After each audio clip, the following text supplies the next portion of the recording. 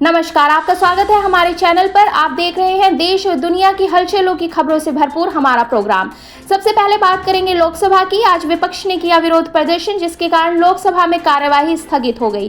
क्या हुआ आज लोकसभा में पूरे दिन, बात करेंगे उस पर।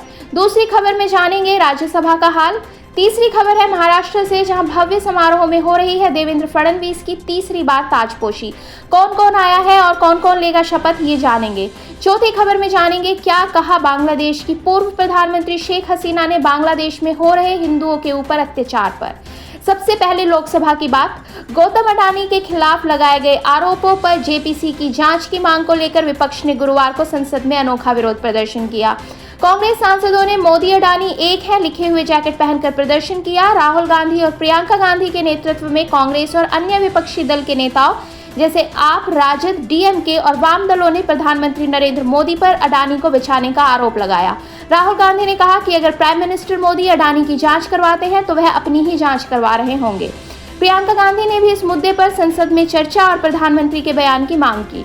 यह विरोध प्रदर्शन इसलिए हुआ है क्योंकि अमेरिकी अभियोजकों ने आरोप लगाया है कि अडानी और उनके भतीजे ने 2020 से 2024 के बीच सोलर पावर प्रोजेक्ट हासिल करने के लिए रिश्वत और धोखाधड़ी का सहारा लिया है। अडानी समूह ने इन आरोपों को बेबुनियाद बताया है।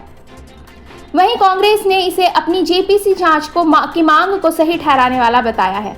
प्रदर्शन के दौरान इंडिया गठबंधन में दरार भी देखने के लिए मिली, क्योंकि टीएमसी और एसपी इस विरोध प्रदर्शन में शामिल नहीं हुए। टीएमसी के सांसद कीर्ति आजाद ने कहा कि उनकी पार्टी महंगाई और बेरोजगारी जैसे अन्य मुद्दों को प्राथमिकता दे रही है, जबकि एसपी के रामगोपाल यादव ने कहा कि संसद में रणनीति को लेकर गठबंधन एकदम एकजुट है। इस दौरान संसद की कार्यवाही बार बार बाधित हुई। विपक्षी सांसदों ने अडानी मामले और संभल में मस्जिद सर्वे के दौरान हुई हिंसा को लेकर नारेबाजी की। लोकसभा में बीजेपी सांसद निशिकांत दुबे ने राहुल गांधी और कांग्रेस पर भारत विरोधी ताकतों का समर्थन करने का आरोप लगाया और उनके यह आरोप लगाने के बाद संसद में हंगामा बहुत ज्यादा बढ़ गया। दिन भर के हंगामे के चलते रेल मंत्रालय संशोधन विधेयक 2024 सहित कई अहम विधेयकों पर चर्चा टल गई और लोकसभा की कार्यवाही स्थगित करनी पड़ी। सरकार और विपक्ष के बीच बढ़ते तनाव का असर साफ तौर पर लोकसभा की कार्यवाही पर दिखा। अब लोकसभा 6 दिसंबर को सुबह 11 बजे दोबारा इकट्ठा होगी। लोकसभा के बाद चलते हैं राज्यसभा की तरफ। गुरुवार को राज्यसभा की कार्यवाही हंगामे और गंभीर चर्चाओं के बीच गुजरी। दिन की शुरुआत बीजेपी सांसद सुधांशु त्रिवेदी के बयान से हुई, जिसमें उन्होंने भारत को अस्थिर करने की कोशिश कर रहे विदेशी तत्वों पर चिंता जताई। उन्होंने दावा किया कि यह समस्या पिछले 3 साल से जारी है। उनके इस बयान पर विपक्ष ने तीखी प्रतिक्रिया दी और उन्हें सभापति द्वारा अतिरिक्त समय दिए जाने पर कड़ा विरोध जताया। सुधांशु त्रिवेदी ने आरोप लगाया कि विपक्ष भारत विरोधी गतिविधियों में शामिल है।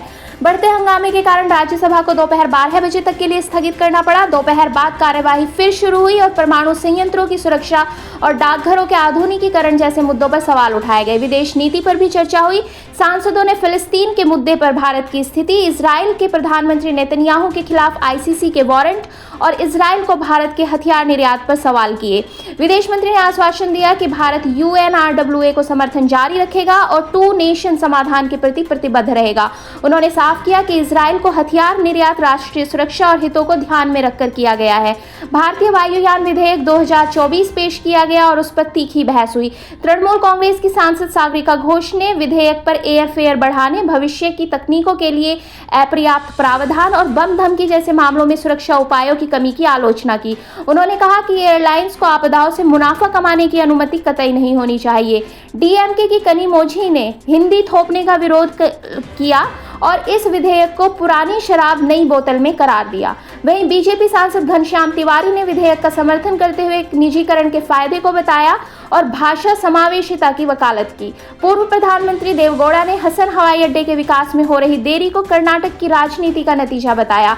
उनकी भावुक अपील पर सभापति धनखड़ ने उन्हें राष्ट्र के सबसे बड़े नेताओं में से एक कहते हुए किसानों के लिए उनकी चिंता की सराहना की। चलते हैं महाराष्ट्र की तरफ, जहां आजाद मैदान में नई सरकार के शपथ समारोह की तैयारियां जोरों पर है।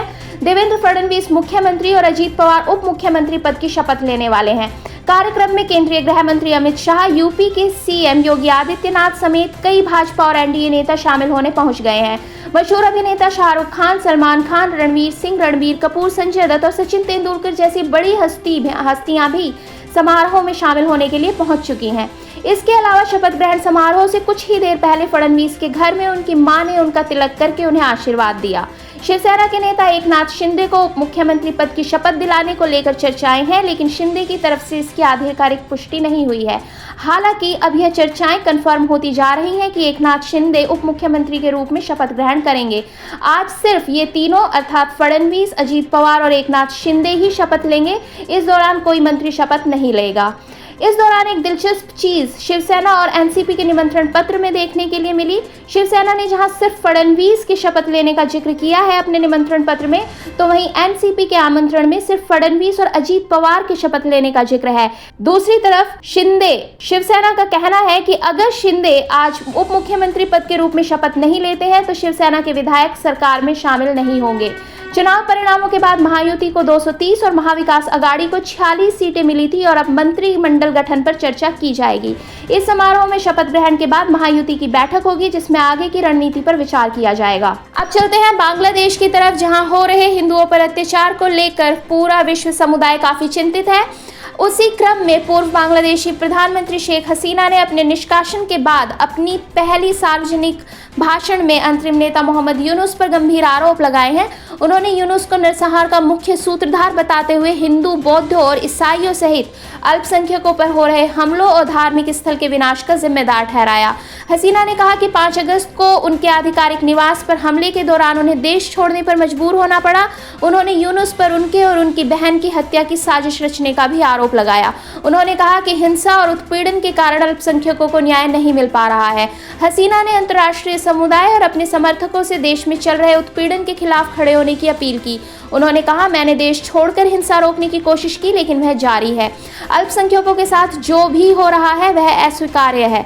उन्होंने यूनुस की सरकार पर विभाजन बढ़ाने का आरोप लगाते हुए कहा कि लोग बिना किसी डर के एक दूसरे को मार रहे हैं और अल्पसंख्यक बेहद खतरे में हैं। यह वह बांग्लादेश नहीं है जिसके लिए हमने 1971 में संघर्ष किया था। इस्कॉन नेता चिन्मय कृष्णदास की गिरफ्तारी और चटगांव में हुई हिंसा ने हालात और भी बिगाड़ दिए हैं। हसीना ने अंतरिम सरकार पर धार्मिक अल्पसंख्यकों की सुरक्षा में विफल रहने का आरोप लगाया। उन्होंने कहा कि 11 चर्च नष्ट कर दिए गए हैं, मंदिर और बौद्ध स्तूपों को तोड़ दिया गया है। उन्होंने चिन्मय कृष्णदास की गिरफ्तारी का जिक्र करते हुए कहा, लोगों को न्याय का अधिकार तक नहीं मिल रहा है। हिंदू, बौद्ध, ईसाई कोई भी सुरक्षित नहीं है। हसीना ने यूनुस पर ग्रामीण बैंक के संचालन में भ्रष्टाचार और धन शोधन के आरोप भी लगाए हैं। भारत ने भी अल्पसंख्यकों पर बढ़ते हमलों पर अपनी चिंता जताई है। हसीना ने अंतर्राष्ट्रीय समुदाय से बांग्लादेश में शांति और न्याय के लिए समर्थन की अपील की है। तो ये थी आज की बड़ी खबरें। इसी तरह की और खबरों को जानने के लिए जुड़े रहिए हमारे साथ।